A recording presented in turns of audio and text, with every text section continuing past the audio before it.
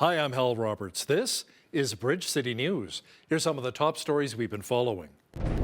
A class action lawsuit is being launched against Big Pharma and the Canadian government over harms it says were caused by COVID-19 vaccines. The Alberta government announced additional funding to help bring in more paramedics across the province. And we hear from Canadian astronaut Jeremy Hansen, who says there are two big reasons why a Canadian is headed to the moon. He will explain. Your nation, your province, your southern Alberta. From the heart of Lethbridge, it's Bridge City News with Hal Roberts. Thanks so much for joining us. Federal Conservative leader Pierre Poilievre says Canada needs bail reform, which is why his party put forth a private member's bill, which he says will make it tougher on repeat offenders. Poilievre says the recent talk of defunding police in major centres such as Toronto is, quote, an idiotic idea put forward by wealthy and privileged liberal woke elites. He made the comments during a recent Toronto media interview. Our police, we need more police. We need stronger support for our police. Conservatives will back up our cops, and we will stand up to any idiotic suggestion of defunding the police. Secondly, we're going to get rid of the catch and release Liberal NDP bail and parole policies. Justin Trudeau has unleashed a crime wave like we have never seen in this country by releasing the repeat violent offenders into our streets to offend again and again and again. We've seen these brutal killings on the TTC transit station, people being stabbed in broad daylight, and most of the time by repeat violent offenders that Justin Trudeau let out early on bail because of his changes to the criminal code. I'll bring in jail, not bail. Jail, not bail for repeat violent offenders. We'll end early parole for repeat offenders. And I'll ban hard drugs. Former federal Conservative leader Erin O'Toole is stepping down as a member of Parliament. O'Toole made the announcement on social media over the weekend. The Ontario politician thanked the support of his constituents in the Durham region over the past 10 years, highlighting some of his accomplishments. It's been an honor to represent the community I grew up in here in the Durham region, to fight for its small businesses, to support Darlington and the new SMR being built, to support Ontario Tech and the great opportunities that lie in Durham, the future in the GTA.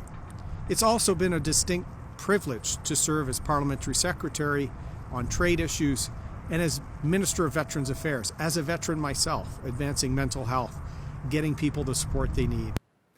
After completing his military service in 2000, O'Toole studied law while working as a reservist training officer, earning his law degree 3 years later. He says he will resign his seat in the House of Commons at the end of the spring session. A class action lawsuit is being launched by an Alberta law firm against the Canadian government and Big Pharma for the harm it says COVID-19 vaccines cause Canadians. Now, to chat about this in more detail is the man behind the lawsuit, lawyer Leighton Gray, who joins us now from Cold Lake, Alberta. Leighton, how many Canadians are you expecting to join in this class action lawsuit? We've had responses from over 400 potential class members thus far. And the advert that we put out that created all the attention has had over 1,500 likes and responses and shares. So we think that there's a potential that many thousands of Canadians will want to participate in this class action. So whom are you looking for specifically to join in this class action lawsuit?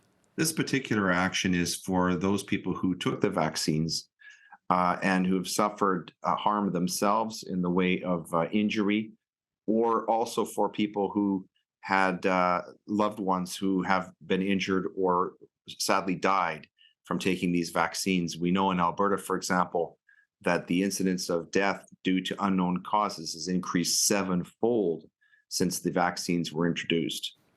Now, the federal government, thanks to taxpayers and pharmaceutical companies, have some pretty deep pockets. This could be tied up in the courts for years. Do you think maybe there'll be a large settlement? I think ultimately it will settle. My view is that Big Pharma has calculated this. This is part of the metrics of how they do business. They've done this in relation to things like OxyContin before. In terms of the federal government, what's going to be interesting is seeing how the indemnity that was provided to Big Pharma by governments, the government of Canada, government of US, and others, how that's going to play out. Ultimately, I don't think that restricts Canadians from suing for these injuries and deaths. It's just a question of who's going to pay. I think ultimately Big Pharma has already calculated that they're going to pay out. But we'll see what happens. That part of it we don't know, but I think you're quite right. It's going to be a lengthy process. Thanks so much, Leighton. That was Leighton Gray, a Cold Lake, Alberta lawyer who is spearheading the class action lawsuit against the federal government and pharmaceutical companies for the harm he says the COVID-19 vaccines caused many Canadians. Pilots with WestJet are voting if they should strike or not. The union representing the pilots says talks have broken down over the past 6 months. The result of the strike vote from 1,600 members is expected on April the 18th. Cabin crew members joined pilots in the informational picketing last Friday in Calgary. CUPE 4070 President Alia Hussein says WestJet is losing employees because they're not offering competitive wages. Hussein says cabin crew members understand this and are standing with the pilots in their dispute. WestJet says their focus right now remains at the bargaining table. Negotiations are being conducted through a federal conciliation process due to expire on April the 24th. While we experience some light flurries again today here in Lethbridge, Jeanette Rocher is now with an early peek at the forecast. Jeanette, fortunately, it was the light fluffy variety which brushes off easily off your vehicle and your walkway. Yeah, we could see another 30% chance of flurries this evening, Hal, along with an overnight low of -9 and wind chill value at -14. So for now, it's still looking like old man winter out there, at least for the short term, because after that, boy, it's going to change, and it's going to change quickly. After tomorrow's high of 2 degrees, we're looking at temperatures not only in the pluses or the double digits, but we could actually see a 20-degree day by the weekend for the first time this year, and I'll tell you all about it coming up later on in the show. Great, thanks so much, Jeanette. There's a real shortage of healthcare staff in our First Nations communities. That's according to Nikki Ashton, who's the NDP Deputy Critic for Indigenous Services. Ashton says so much more needs to be done to help our Indigenous people, especially at nursing stations. What we're not seeing is Indigenous services step up and act in such a way to support these communities. That lack of action is particularly evident when it comes to the understaffing of nursing stations in fly-in communities like God's River, Shamattawa, and others. We know from an order paper question that 33% of nursing stations being operated by Indigenous Services Canada are not meeting community needs at this time. Alberta Health Minister Jason Copping says more money will be going to support EMS coverage across the province and supporting the Healthcare Action Plan. Copping says $196 million worth of an increase over the next 3 years will be used to hire more paramedics and to improve response times. That will include $1.5 million to train and hire more EMS staff. This year alone, we are spending $740 million on the EMS operating budget. This works out to a 23% increase for EMS compared to last year. And that's on top of $15 million over 3 years to purchase new ambulances and upgrade equipment as part of a new AHS capital program. This new funding supports the solutions we need to increase the number of ambulances available so help can arrive sooner when Albertans call 911. Minister Copping says the funding boost will add 10 staff in Calgary, 1 in Lethbridge, and 1 in Red Deer during peak hours. The province also announced changes to the Alberta Advantage immigration program. Officials say the tweaks will make it easier for workers and entrepreneurs to become permanent residents. Premier Daniel Smith says 50,000 people moved to Alberta from around the world. Smith said these changes will allow our province to become even more competitive in attracting skilled workers. First, our immigration program will work with a federal pilot program to help refugees with needed skills come to Alberta. Second, we will create a dedicated pathway to badly needed medical professionals. Third, we are streamlining the application process to attract and retain workers under the rural renewal stream. Fourth, we are making it more competitive for international job creators to start or buy a business outside our major cities under the rural entrepreneurial stream. And lastly, we are making it easier to contact the Alberta Advantage Immigration Program for help and information through a new phone line.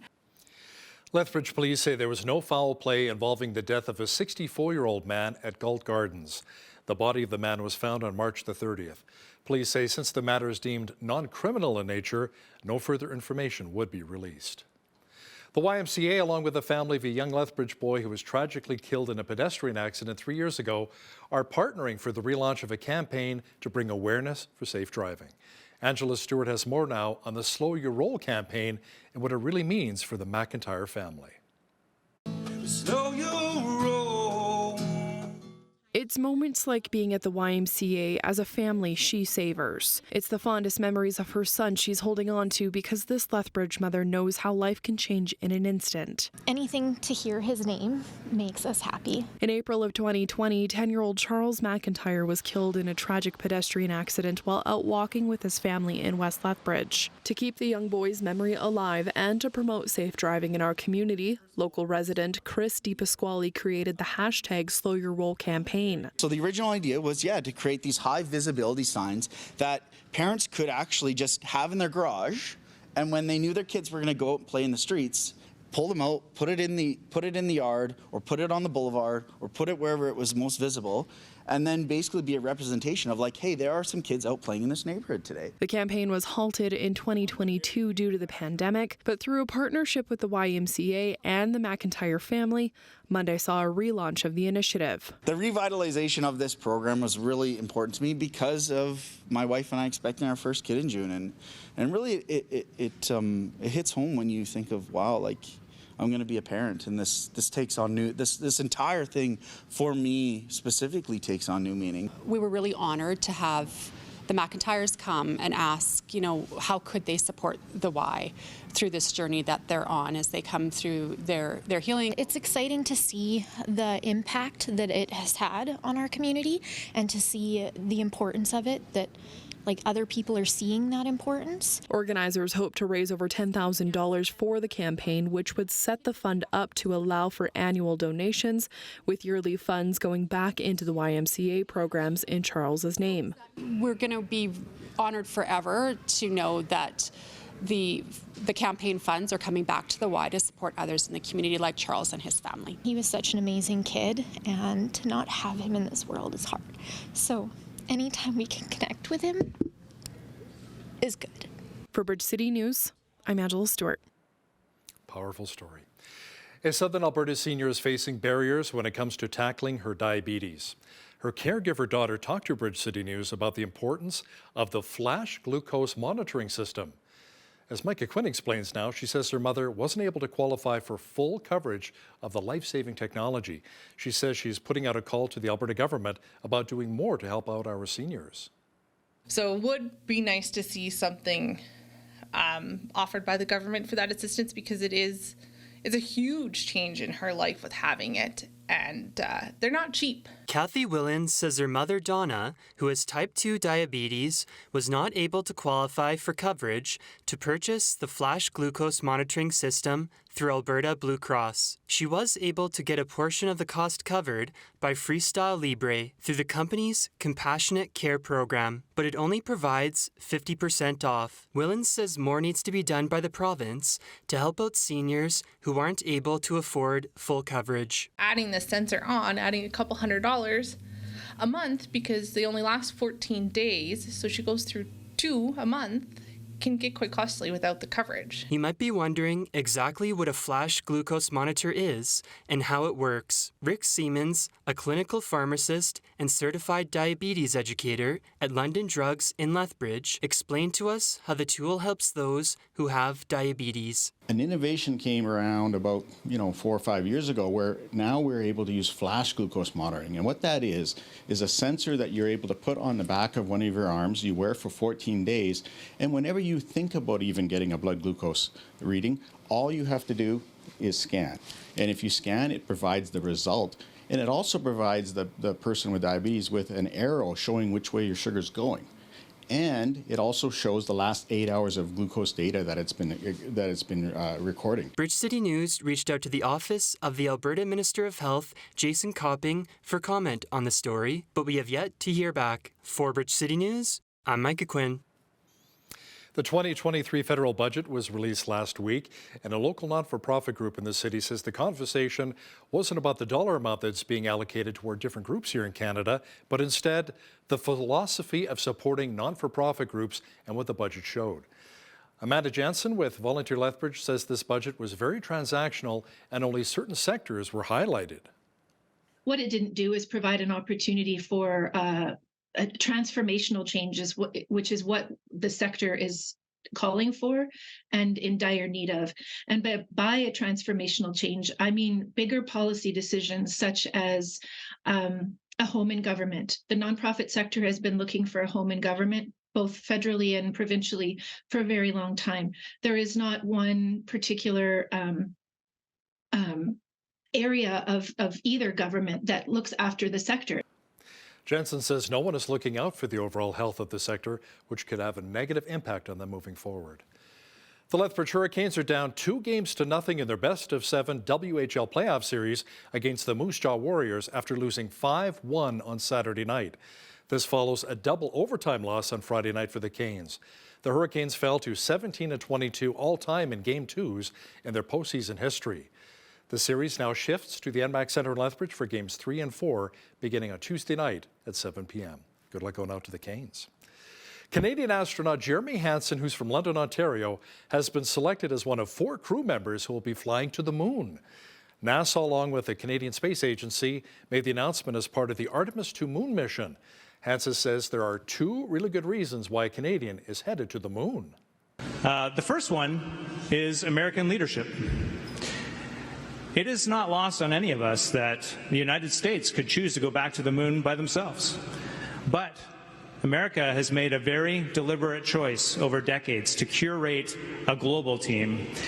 And that, in my definition, is true leadership. The second reason is Canada's can-do attitude.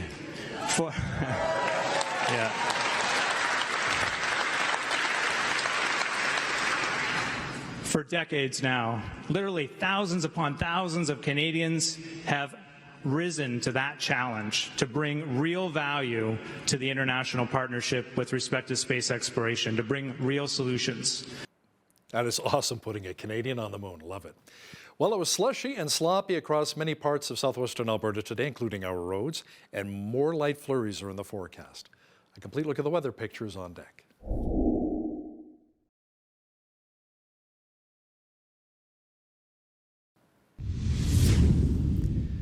Well, we had some of the white stuff again today across much of southwestern Alberta, and more of it may be on the way. Jeanette Roche is now with a full look at the weather forecast. Jeanette, fortunately, as the week progresses, it will look and feel more like spring. Well, not just spring, Hal, but by the weekend, we could be seeing conditions that are almost summer-like as we're looking to that 20 degrees day. That's actually happening on Easter Sunday. Before that, though, we're looking at another 30% chance of flurries this evening, so winter's not quite done yet, even though the calendar says that it is.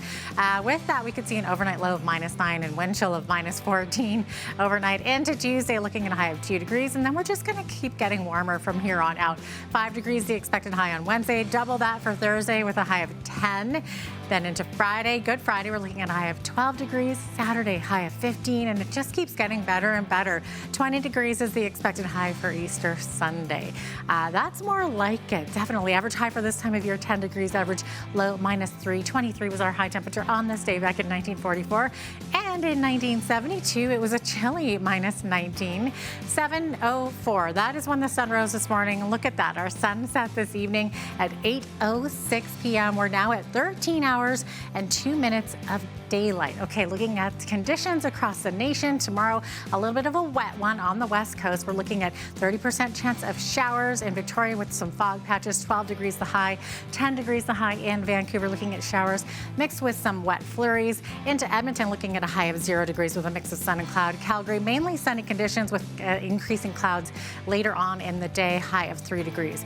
As we look to the prairies, we're still seeing those wind chill values at -22, -25 early in the morning, -6 though for a high in Saskatoon, -8 the high in Regina, and -3 in Winnipeg. Winnipeg's conditions mainly cloudy tomorrow, but we are looking at a winter storm watch in effect for southern portions of Manitoba. We're looking at a Colorado low that's poised to be expecting about 15 to 25 centimeters of snow, so it could turn into a winter snowstorm. So that's what we're looking at for southern Manitoba and southeastern Manitoba as well. Okay, as we move on into the central part of the country, Toronto looking at 5 millimeters of rain. Their high of 8 degrees is expected, high of 6 in Ottawa with a mix of sun and cloud. Partly cloudy skies in Montreal tomorrow with a high of 9 degrees. And then as we get into the Maritimes here, Fredericton's high tomorrow looking at 12 degrees rather. Sunny, mainly sunny conditions. Look at these double digits. 12 also expected in Halifax. Halifax expecting some showers though, and some mixed flurries with some showers in Charlottetown. High of 7 degrees and a high of 3 tomorrow in St. John's. They could actually see 2 centimeters of snow mixed with some wet flurries as well there. So there you have it. That is your forecast. Today's weather report is brought to you by Ridge Utilities, providing competitive rates for electricity, natural gas, and internet, while investing back in communities across southern Alberta. The UFC and WWE are joining forces to create a $21.4 billion sports entertainment company. Endeavor Group Holdings will control 51% of the new company once the deal is finalized. Shareholders of WWE will hold a 49% stake. Endeavor CEO Ari Emanuel will lead the new business, while Vince McMahon, executive chairman of WWE, will serve in the same role at the new company. The announcement came after McMahon returned to the company in January. WWE is a social media powerhouse. It had more than 16 billion social media views in the final quarter of last year. It also has close to 94 million YouTube subscribers and more than 20 million TikTok followers. The Bank of Canada's first quarter business outlook and consumer expectation surveys reveal businesses and consumers are expecting inflation to slow faster than previously thought. The surveys also suggest, however, that high interest rates are weighing heavily on the economy. Overall, 56.5% of consumers surveyed believe they are worse off as a result of higher interest rates and inflation, which is more than in the previous quarter survey. Progress was being made over the past 7 months on the deal Canada signed with Germany to create a new hydrogen supply chain by the year 2025. Natural Resources Minister Jonathan Wilkinson says final investment decisions should be known on at least 2 projects in Atlantic Canada by the end of the year. Wilkinson says there is still a number of financial uncertainties and a lot depends on new government supports. Now, here's a look at today's markets. The TSX was up 178 points on the day to finish at 20,278. The Dow was up 327 points to 33,601. The S&P 500 was up 15 on the day to 4124, and the Nasdaq was down 32 points to 12,189. West Texas Intermediate Oil was up $4.69 on the day to $80.36 US per barrel. Natural gas was down 10 cents to $2.12 US. Gold was down a cent to $19.8464 US an ounce, and silver was even on the day at $23.98 US an ounce. Feed wheat is at $11.43 per bushel, barley's at $9.12, canola's at $17.69, and corn is at $10.72 per bushel. Live cattle were down 23 cents to $168.13. Feeder cattle were down $1.88 to $198.95, and lean hogs were down 73 cents to $74.53. The Canadian dollar was up slightly over the past 24 hours to $74.47 US.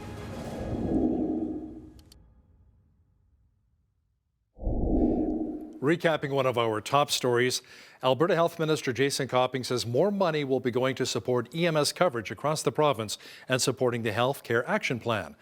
Copping says Budget 2023 will see a $196 million increase over the next 3 years to hire more paramedics and to improve response times. That will include $1.5 million to train and hire more EMS staff. Copping says the funding boost will add 10 staff in Calgary, 1 in Lethbridge, and 1 in Red Deer during peak hours. A U.S. citizen has been sentenced to 20 years in federal prison for joining ISIS. Our foreign affairs expert, Lisa Daftari, will have more details for us in just a moment. Listen, if you see news happening in your community, be sure to drop us an email at info@bridgecitynews.ca. We'd love to hear from you. Here's your Bridge City News community calendar. Enjoy a fun evening with your spouse at Mark Gunger's Laugh Your Way to a Better Marriage event taking place May 12th and 13th at Miss City Church in Lethbridge. Through his hilarious humor, Mark Gunger shares the difference in men and women's thinking and ways that couples can come to understand each other and build strong marriages. Tickets are $45 and can be purchased online. Visit Miss City Church Facebook page for the link.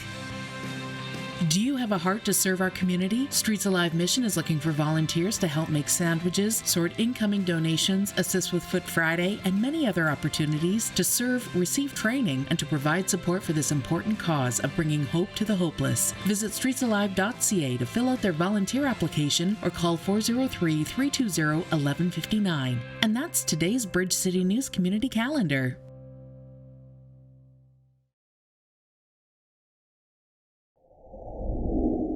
The U.S. Navy announced it would be extending the deployment of one of its naval strike groups.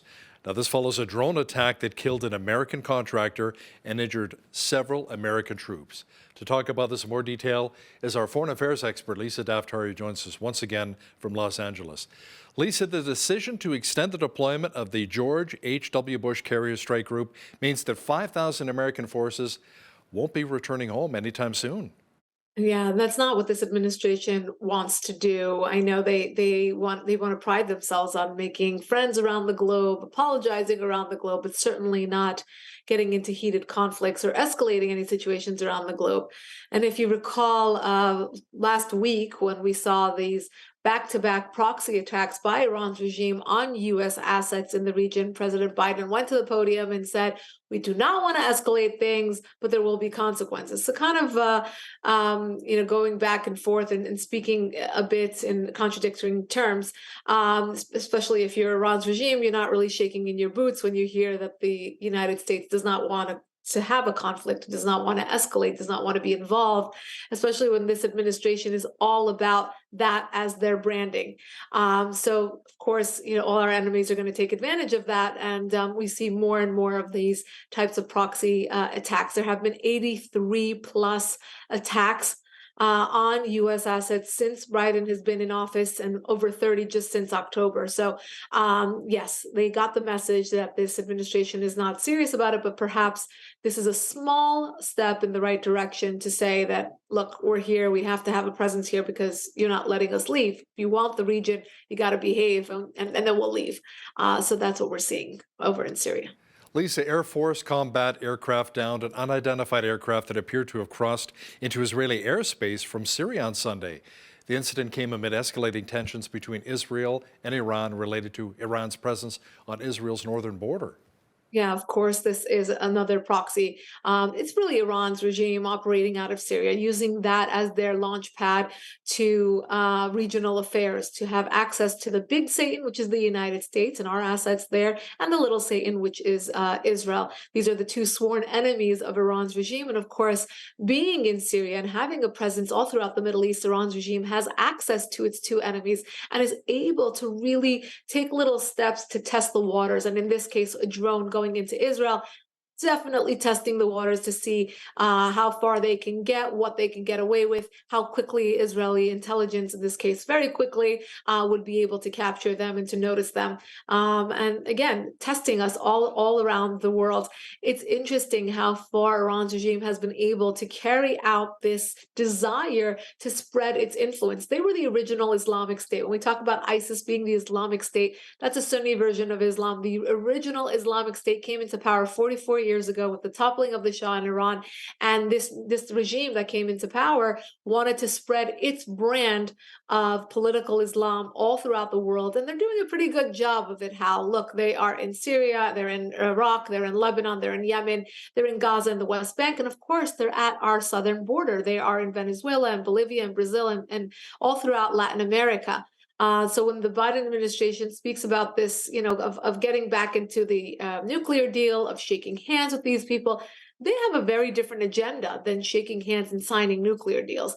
They definitely want to spread their influence, and they want to let us know, here in the United States, they want to let us know that they're at our footstep, that they have access to us, whether it's in Syria or Venezuela or anywhere else, that they can reach us if they want to. A U.S. citizen who moved his family to Syria to join the Islamic State terrorist group has been sentenced to 20 years in federal prison. 55-year-old Emran Ali, who was born in Trinidad and Tobago, pleaded guilty last November, Lisa, to conspiring to provide material support to a foreign terrorist group.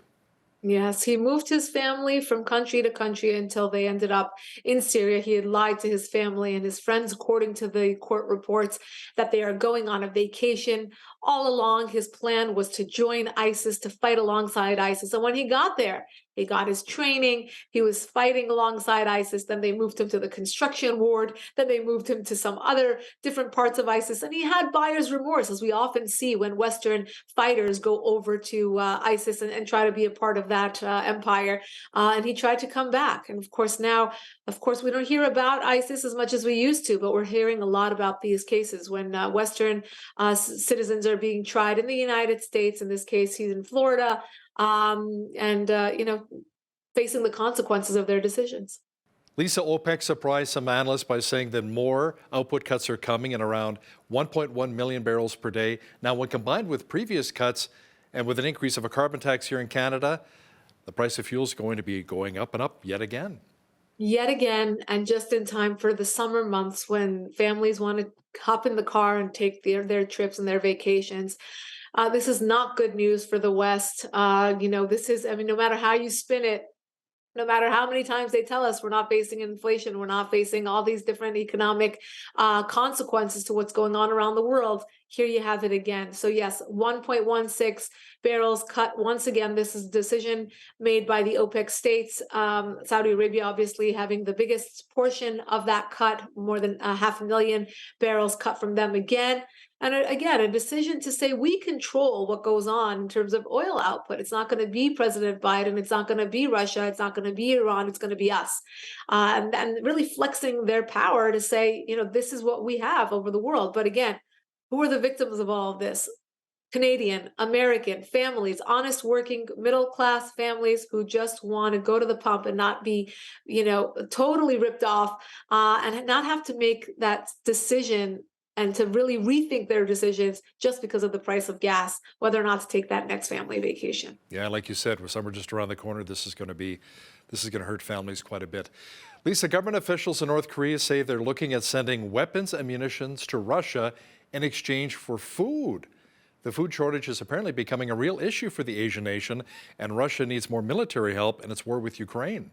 Yeah, absolutely. Look, you're looking around the world and you're seeing that all of these rogue states that have been isolated by the West are now finding each other and being able to help each other out. So in the case of North Korea, we know that they've already sold weapons parts to Russia. Now there's going to be an exchange to get them food. Of course, if there's sanctions on North Korea, if they're not able to get it from anywhere else, well, there's always Russia. You have them trading with Iran's regime. You have them trading with China. They will find each other, and that's because their main goal is to evade the sanctions, to evade the isolation, and to try to move forward with each other. And this is exactly how they've done so. Look, we have in the West have to rethink the punitive measures against Russia. I'm not saying to not punish Russia, but I'm saying we have to think about punishments that will actually work in the short term to stop the war in Ukraine, instead of fueling Ukraine, pouring all that money into Ukraine, and then having to pay for it again by watching Russia grow bigger and bigger and stronger by teaming up with our enemies. So we're kind of losing both sides here. We're putting all this money into Ukraine. They're not able to make anything out of this war. And on the other end, you're watching Russia become more and more aggressive towards the United States and the West, and obviously finding other ways to gain power, to trade, to get its weapons, and to move forward. So it's almost coming out as a zero sum, and we're becoming more and more irrelevant on the world stage, watching our enemies join each other and really move on together. 2 women were attacked by a man for not wearing their hijabs in Iran. Lisa, the man apparently poured yogurt on the mother and daughter at a market near the city of Shandiz. Now, an arrest warrant for the man, along with the women, has been issued. And Iran's president emphasized once again that the hijab is mandatory under the law. Yeah, I guess this man found it very triggering to watch a mother and daughter at the local corner supermarket trying to get some goods while they weren't covering their hair. And so they got into a verbal altercation, which turned into the man then taking a bucket of yogurt and dumping it on their heads. And this video apparently went viral, especially in Iran.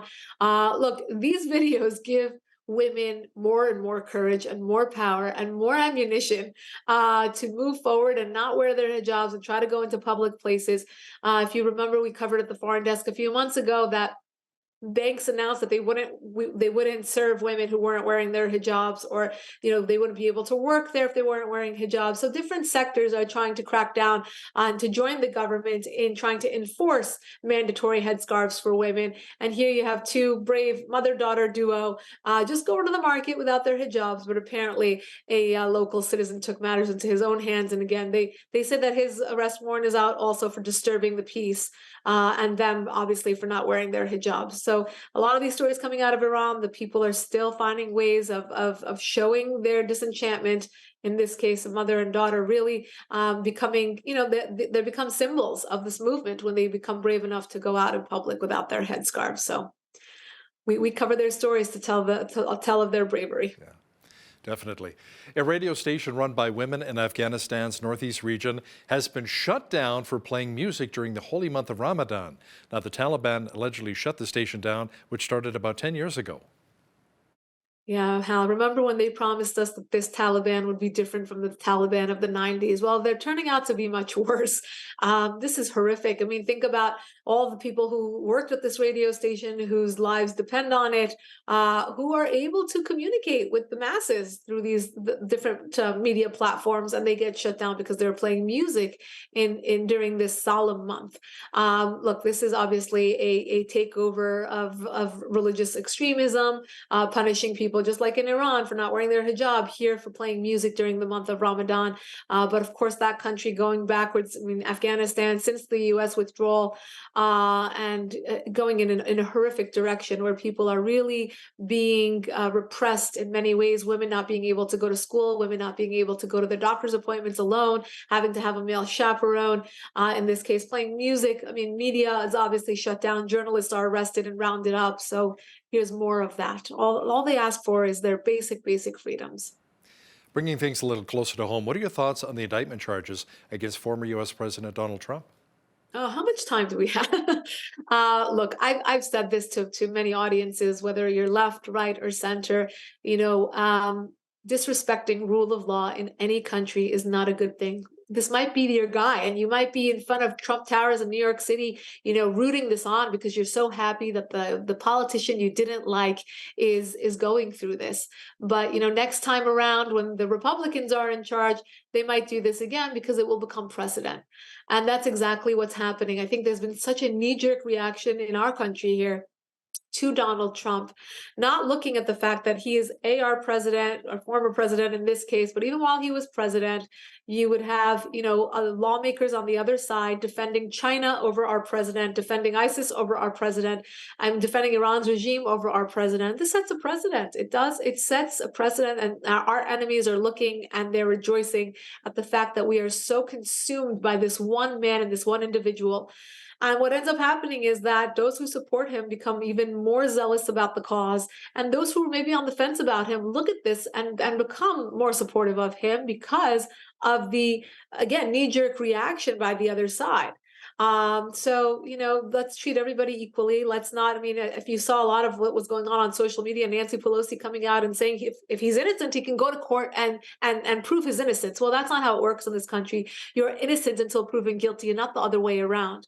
And that's how he's being treated in this case, the other way around, guilty until proven innocent. So it's very unfortunate that this is what is being shown of our country. This is very unfortunate with all the crises that are going on around the world, and how you and I just talked about so many of them and their priority and what it means to us here living in the West, in Canada and the United States. So to really distract people with this nonsense, with this circus of a case, it is not a good look, regardless of whether you support Donald Trump or not. So how much of a hit do you think this will be for the Republican Party? I mean, the election's coming up next year. Right. It depends on how they handle it. I said this in the last election, and I think it's relevant again. It's theirs to lose. And if they go after each other, then the Democrats can just sit back and claim another victory.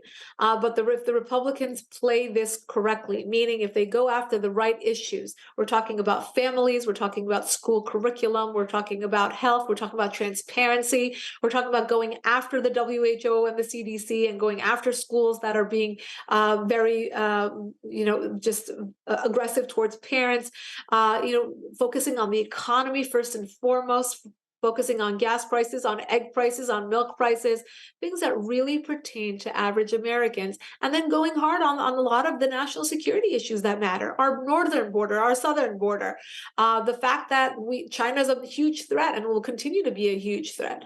And really walking away from a lot of this nonsense. I think the average American, regardless of political party, is tired of the nonsense, is tired of the lies, regardless of whether it's in schools, it's about COVID, it's about the economy. We're just being lied to left, right, and center. And I think that a lot of people are tired of that. They just want a hardworking, good ethics, president to come into office and to take this country into the right direction. And I don't know who that president is. I don't know who that candidate might be, but I think all Americans would appreciate something like that going forward.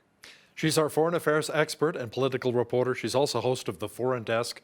Lisa Daftari, thanks so much for joining us today from Los Angeles. My pleasure.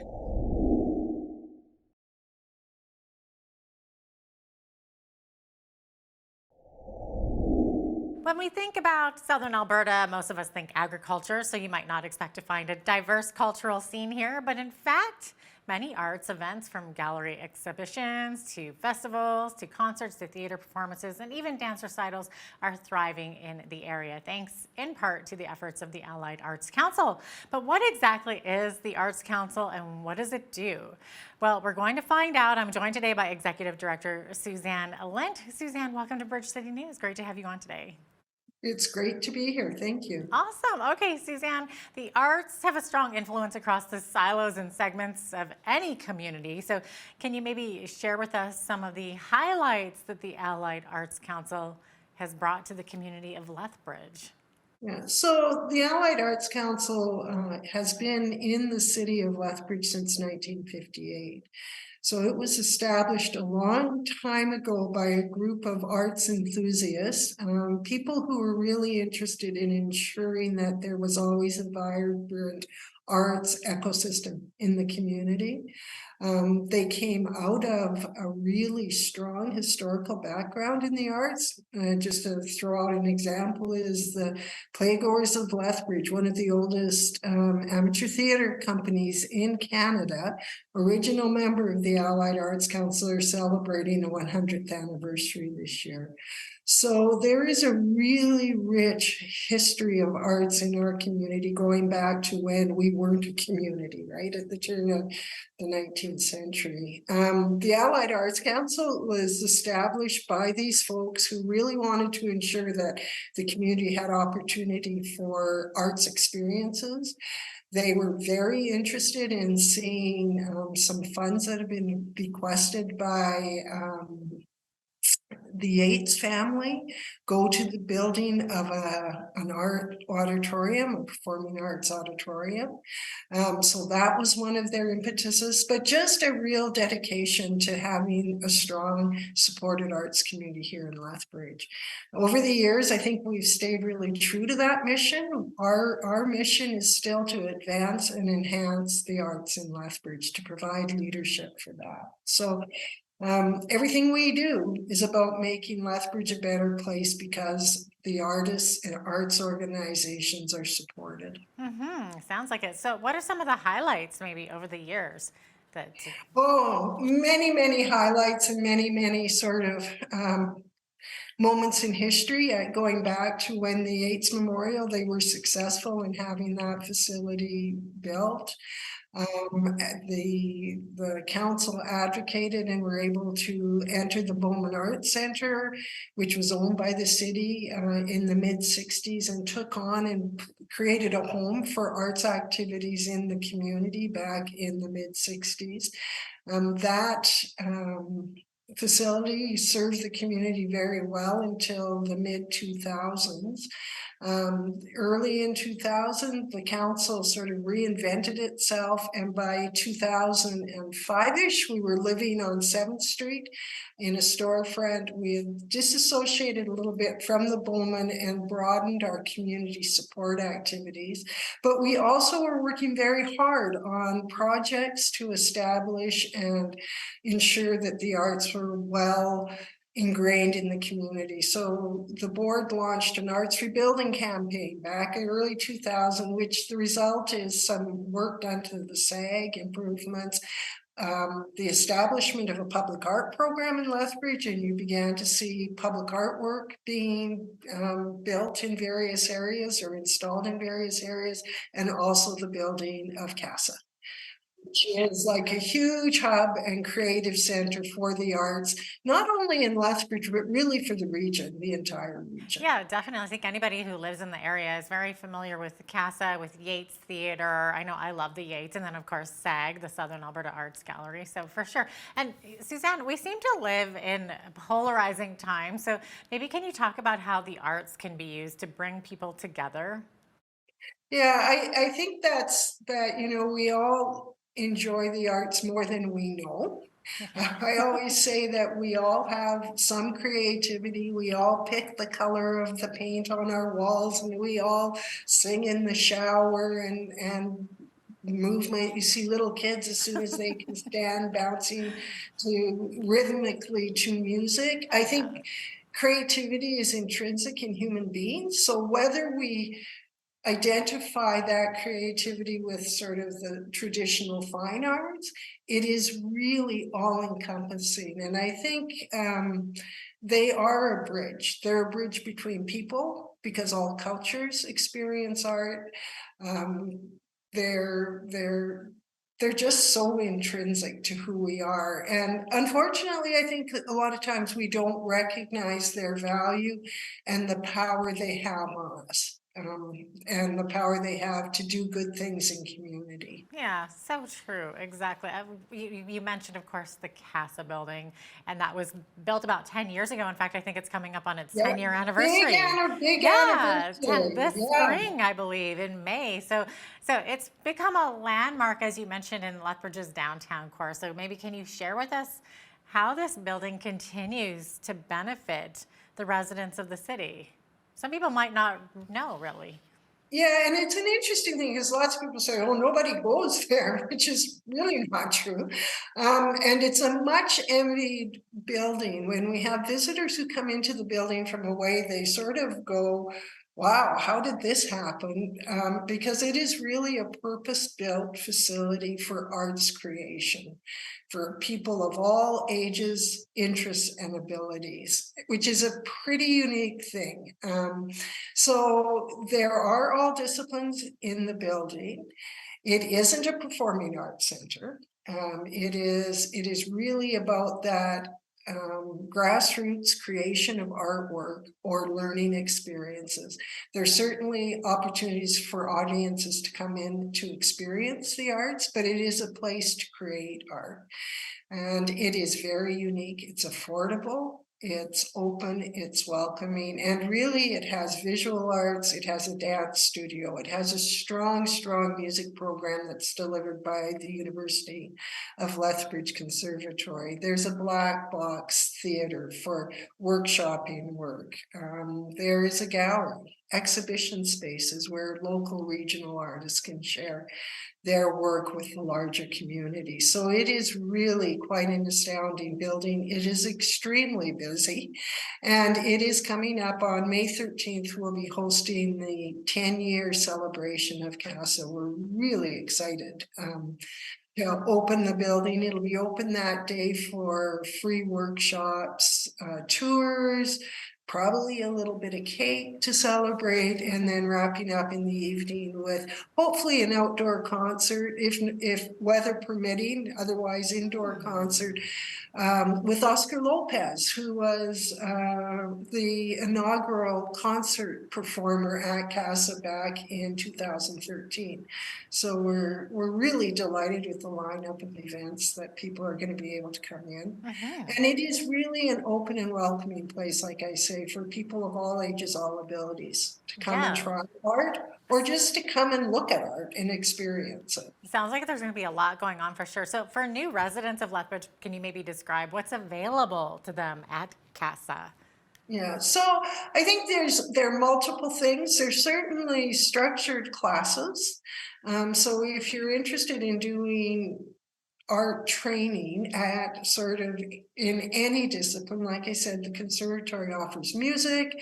There's clay classes. The Weaving Guild offers weaving classes, textiles, painting, drawing. There's really a strong program of classes available. There is a main gallery exhibition space that has art exhibitions that rotate on a about 8-week cycle, plus many spaces within the building. There are meeting rooms that if you need to have a meeting, you're able to rent. The community room, Friday recitals, all kinds of recitals and programs that are put on by the various arts organizations and groups within the community happening all the time. So there is a lot, either as a like I say, a participant, or as an audience member. Check the website for those opportunities. There's a lot. We also, I think, offer a number of programs that are more targeted and specific that we are very proud of. We have an AMAPA program, which is a program that's offered for ability. It's an arts ability program for the community that was started in the Bowman many years ago that supports people who are experiencing various challenges to come in and do art within the facility. We run a program called RAW that also came over from Bowman days, which is for people who are facing life challenges, maybe perhaps transitioning into new housing or out of homelessness. So a free access program for those folks.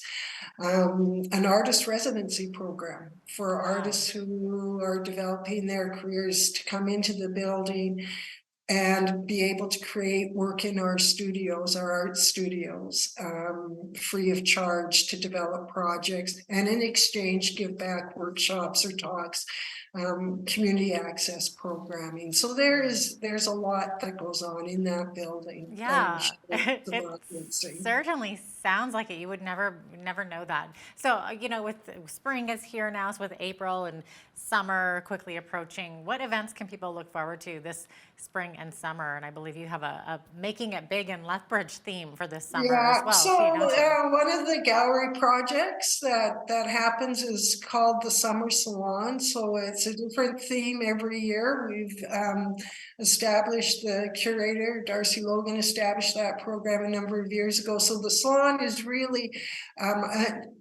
an uncurated opportunity for artists to submit around a theme, and as many of the works as we can possibly exhibit go up. And so this summer, the theme is Making It Big, and making it big means things that are different to different artists. So there are artists who work large, typically, so we're pushing them to work bigger.